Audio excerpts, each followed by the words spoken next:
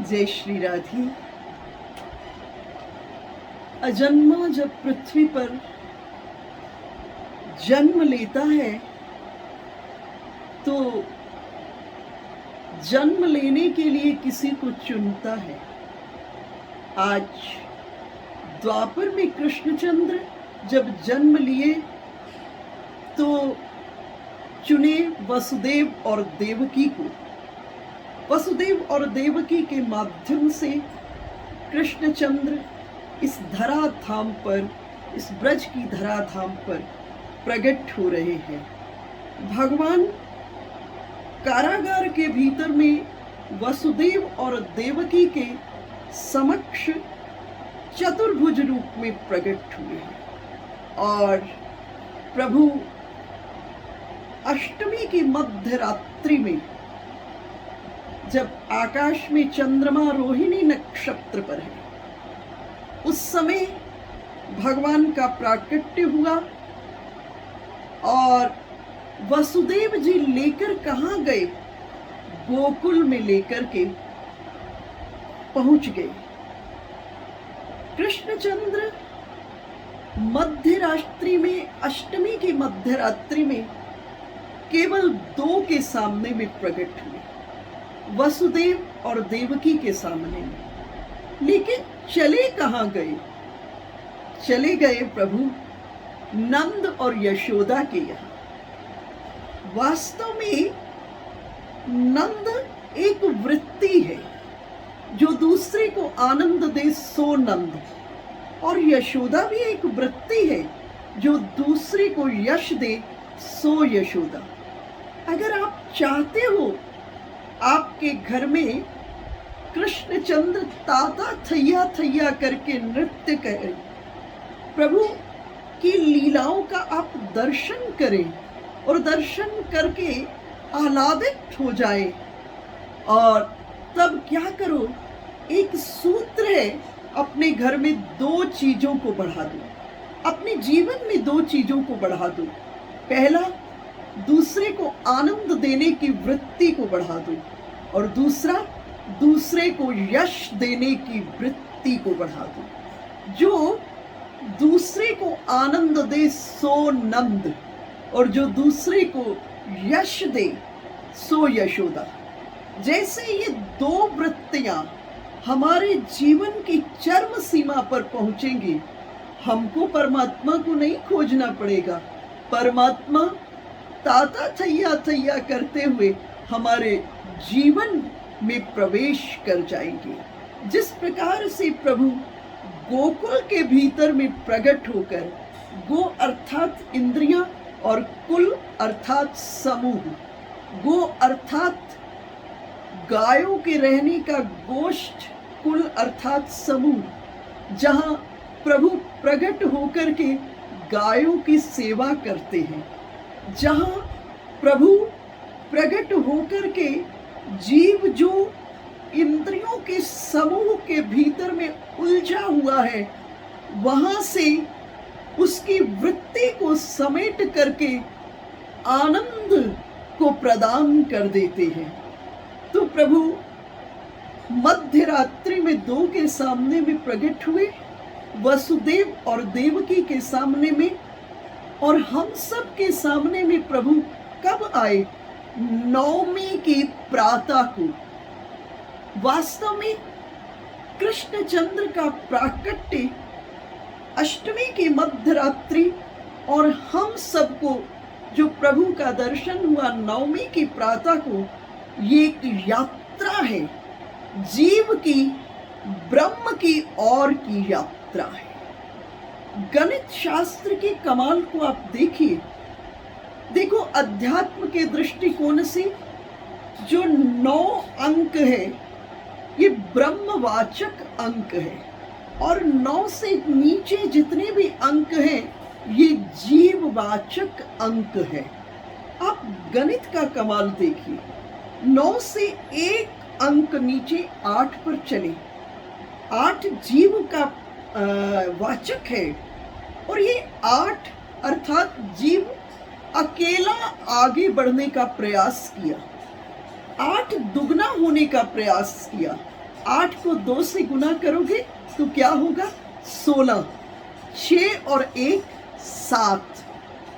आगे बढ़ने का प्रयास किया, दुगना होने का प्रयास किया, लेकिन इस क्रम में जब अकेले आगे बढ़ने का प्रयास किया तो 1 अंक नीचे गिर गया।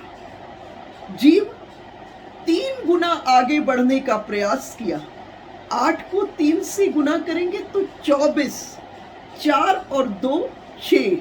फिर 1 अंक डाउन हो गया। 8 अर्थात जीव फिर 4 गुना आगे बढ़ने का प्रयास किया। 8 चौक 32। 3 और 2 5। 1 अंक और डाउन हो गया। 8 5 गुना आगे बढ़ने का प्रयास किया।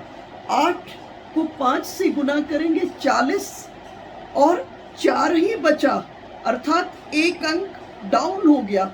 इसी क्रम से बढ़ते बढ़ते 8 गुना होने का प्रयास किया। 8 8 64। 6 और 4 10।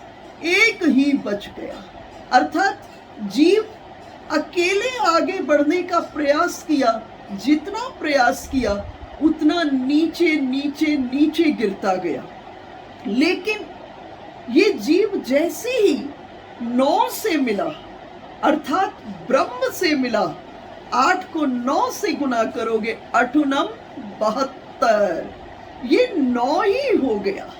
अर्थात इधर जीवन में क्या है, क्योंकि हम आप कई जन्मों के नेट रिजल्ट हैं, हिसाब किताब है, इसलिए इधर क्या है चिंता मत करना, पर इधर बड़ा सा प्लस का साइन डालकर अपने जीवन में 9 को शामिल कर ले, अर्थात ब्रह्म को शामिल कर दे, अर्थात ठाकुर जी को शामिल कर दे। और जैसे ही ये जीव ब्रह्म से जुड़ा, 9 से जुड़ा, तो ये क्या हो गया? ये भी 9 ही हो गया। कहीं तो हिसाब किताब में गलती हो। 2 जैसे ही 9 से जुड़ा, 2 9 18। 8 और 1 9 हो गया। 3 आगे बढ़ा, 9 से मिला, 3 9 27। 7 और 2 9 हो गया, वो भी 9 हो गया। 4 9 से जुड़ा, 4 9 36। 6 और 3 9, वो भी 9 हो गया। 5 9 से मिला, 5 9 45। 5 और 4 9, वो भी 9 हो गया।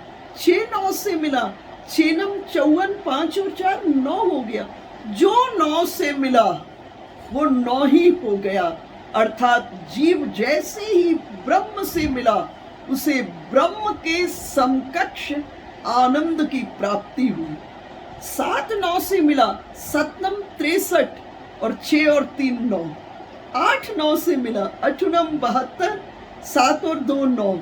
और 9 9 से मिला, 9 9 81। 8 और 1 9। अर्थात जो भी उस ब्रह्म से मिला उसे जीवन में ब्रह्म के समकक्ष ही आनंद की अनुभूति हुई। तो कृष्ण जन्माष्टमी, उस दिन प्रभु कृष्णचंद्र जन्म लिए, भगवान जन्म लिए। यूं तो भगवान प्रकट होते हैं, लेकिन परमात्मा कन-कन में है। जिस समय देवकी जी ने वसुदेव से प्रश्न किया, वसुदेव जी से प्रश्न किया, जिस ब्रह्म के उदर में पूरा ब्रह्मांड समाहित है, क्या वो ब्रह्म मेरे उदर में है? वसुदेव जी बोले, नहीं देवकी, केवल अनुभवानंद रूपा, तुम्हें अनुभव का आनंद प्राप्त हो रहा है। लेकिन दूसरे नियम को अगर हम देखते हैं कि सृष्टि के कण-कण के भीतर में वो परमात्मा छुपा हुआ है, जब कण-कण के भीतर में छुपा हुआ है तो देवकी के गर्भ के भीतर में भी वही परमात्मा है। और आज देवकी की पात्रता पूर्ण हो रही है। देखो, जगत के भीतर में एक बच्चा जब माँ के गर्भ से बाहर आता है तो उस मैया के उदर का जो मल है वो बाहर निकलता है। और इसी प्रकार से जब जीव के अंतःकरण के भीतर में उस ब्रह्म का प्रादुर्भाव होता है तो जीव के अनंत जन्मों के पाप ताप संताप सब भस्म हो जाते हैं। जीव शुद्धाति शुद्ध हो जाता है और उस ब्रह्म का प्राकट्य हो जाता है। ये 9 महीने का समय किसका है? ये 9 महीने का समय पात्रता के निर्माण का है। और जैसे ही उस पात्रता का निर्माण होता है, वो पूर्ण ब्रह्म शंख चक्र गदा पद्म को धारण किए हुए वसुदेव और देवकी के सामने में प्रकट हो जाते हैं। और वसुदेव और देवकी के सामने में प्रकट होकर के वसुदेव और देवकी को चतुर्भुज रूप में दर्शन देकर कहे, आप मुझे गोकुल में ले जाएं, वहां मेरी योगमाया अवतरित हो चुकी है। आप ऐसा करें, योगमाया को लाकर के कंस को दे देना और मुझे नंद और यशोदा के यहाँ छोड़ देना। अब हमारा तुम्हारा मिलन फिर 11 बरस के बाद होगा। 11 बरस के बाद। तो भगवान प्रकट कहाँ हुए? भगवान प्रकट हुए कारागार के भीतर में। हम सब भी कारागार के भीतर में, हम सब भी अनेक बंधनों के भीतर में बंधे हुए हैं। इसीलिए भगवान का एक नाम क्या है? गोपाल है। हम बंधनों में बंधे हुए हैं। जब जैसे ही भगवान से जुड़ते हैं, भगवान उन बंधनों को से हमको मुक्त करते हैं और मुक्त करके अपना परम आनंद प्रदान करते हैं और मनुष्य जीवन की सार्थकता जीव को प्राप्त होती है। तो भगवान अष्टमी की रात्रि में 2 के सामने में प्रकट हुए। हम सब के सामने में प्रभु कब प्रकट हुए? 9वीं की प्रातः को हुए। देखो, द्वापर में कृष्णचंद्र प्रकट हुए वसुदेव और देवकी के यहाँ। और जब वसुदेव और देवकी के यहाँ प्रकट हुए प्रभु, उस दिन की प्रतीक्षा हम बरस भर करते हैं, है ना? अथा सर्व गुणोपेतः कालम परम शोभनम। उस दिन काल की भी शोभा हो गई कि अब युगों युगों तक प्रत्येक बरस व्यक्ति प्रतीक्षा करेगा अष्टमी की मध्य रात्रि को। हम सब प्रतीक्षा करते हैं, लेकिन आज के दिन हम प्रभु से ये प्रार्थना करें, हृदय से ये चाहें कि प्रभु उस अष्टमी के दिन आप वसुदेव देवकी नंद यशोदा के आंगन में प्रकट हुए। मेरी अष्टमी तब होगी जब आप मेरे हृदय आकाश के भीतर में, मेरे हृदय के घट के भीतर में आप प्रकट होंगे और प्रकट होकर के अपनी सभी लीलाओं को वहां करेंगे। और मैं भी हृदय में नीचे बैठ करके और हृदय के आकाश में, हृदय के घट में, हृदय के मंच के ऊपर में जो आपकी अनेक लीलाओं का मंचन होगा और उनका दर्शन करते करते उसी आनंद को प्राप्त करूंगा जिस आनंद को द्वापर में नंद और यशोदा ने प्राप्त किया था। इसलिए प्रभु, अब की बार ये जन्माष्टमी में मेरे इस हृदय के आंगन में आप प्रकट हो जाओ और सदा सदा के लिए इस रूप में मेरे हृदय के आंगन में आप विराज जाएं और मैं मन की डोरी को अपने हाथ में, आपके पलने में के डोरी जो लगी है रेशम की डोरी, वो मेरे भावों की डोरी हो और मैं मन के हाथों से उसको पकड़ करके आपको झुलाते झुलाते जीवन की शाम हो जाए और आपके ही इस स्मृतियों में, आपके ही इस रस विशेष का आनंद लेते हुए, आपके साथ इस जीवन का आनंद लेते हुए फिर दोबारा से आपके ही सानिध्य के भीतर में इस जगत या जगत के बाद जो भी है उसमें आपका सानिध्य मुझे सदा सदा के लिए प्राप्त हो जाए। जय श्री राधे।